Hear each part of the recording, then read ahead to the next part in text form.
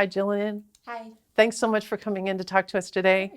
The whole point of having these interviews is to hope that something that's that you say or that's important to you registers with somebody who's out there wanting to get their career forward or their life better, or something needs to change.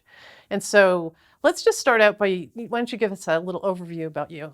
Okay, I'm 20. I go to Oregon State University.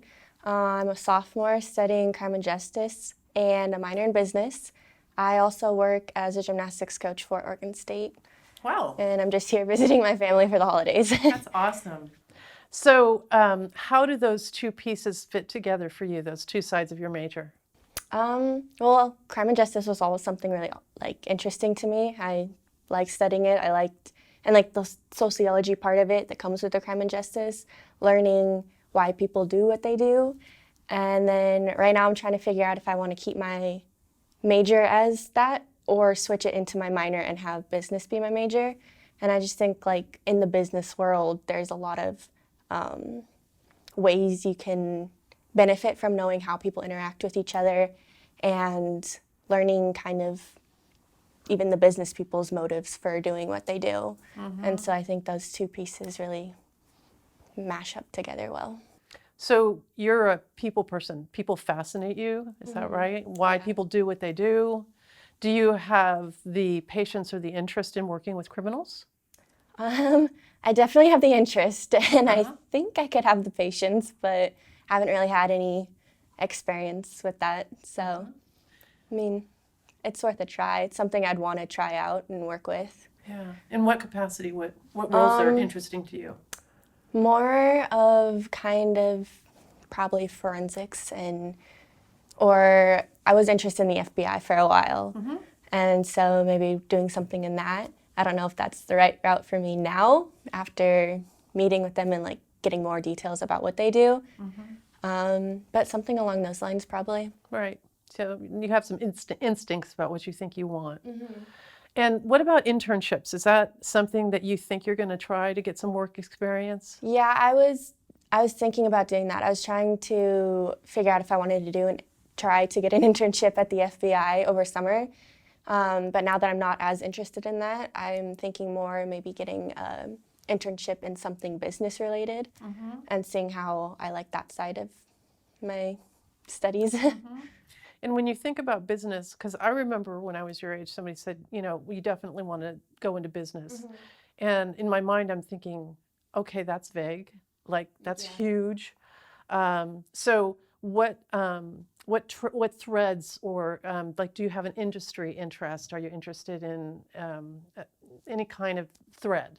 I'm really interested in finances of pro athletes. So my dad actually did that for a while where he'd help NFL players and that sort of thing. Either that or marketing for pro athlete teams. And so do you have any idea how you might get into something like that? I was thinking of going through the Sacramento Kings because I actually went and had a meeting with someone last summer with someone from the Sacramento Kings who did marketing. And she went to Oregon State too, so that was pretty cool. Yeah. So hopefully find something in there. Look at you. That is awesome. I just really enjoy the fact that we just met. Mm-hmm. And you have such an interesting path and you're already well on your way to something that, at least you have good instincts about. So I wanted to talk to you a little bit about your elevations assessment results. And you had 25, 25, 25, 25 in terms of all four of the areas in the assessment you had interest in. Mm-hmm.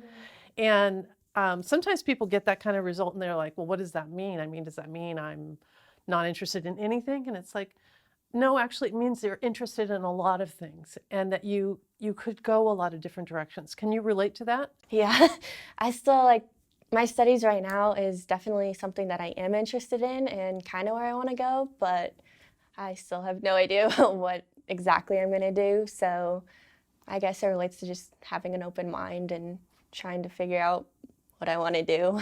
Yeah, so there might be many chapters along the way. Mm-hmm. And does that make you a little uncomfortable to know that you're not channeled in a particular direction? Yes and no. I would love to know what I want to do, but I'm not so worried. Like, I know grown adults that are very successful still, and they're like, I still don't know what I want to do. You're absolutely right. And I've changed my mind however many times, and they're still doing okay. So that's promising for me. Right, absolutely. So, and this is kind of a hard question, but if there was one thing that you're absolutely sure of that you want in your life, I mean in your life, not just your career, if the one thing that you're absolutely sure of, what would that be? Definitely supportive friends and family. I love having my close friends. I want them in my life.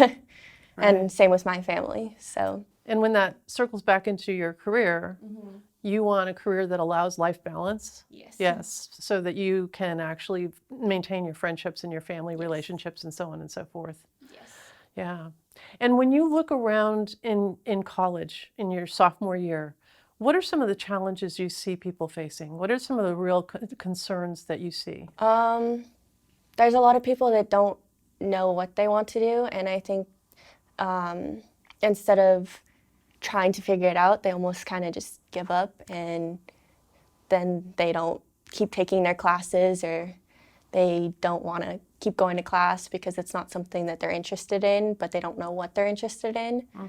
And I think that's one of the biggest problems I see, is kids that don't know what they want to do, not being interested in the classes that they're currently taking. And they become disengaged. And then their self-esteem gets low because they think that they're failing because they don't know what they want to do. That's a really big part of my message on this channel, is that, that struggle and that up and down, and thinking you know what you want and then not knowing what you want and thinking you know what you want is actually healthy development. It's not failing. And a lot of times people feel like, oh, I'm all over the place. It's like, good, fantastic. You're all over the place, which means you're growing and you're developing towards the person that you're going to be. It's a really important message. I agree. And if you were going to deliver what something you'd like to share, something you think that the people who are watching would benefit from, what's a message you'd like to get out there? Probably that a little bit of chaos in your life isn't always a bad thing. It could just be something that you need to figure out, or as long as you're going somewhere, you don't have to necessarily know where yet.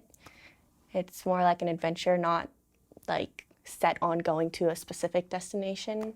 So I really appreciate that, because I'm a lifer in terms of late blooming. It's always taken me longer than I wanted it to, always. But in the end, I think not giving up, I ended up getting where I needed to go eventually.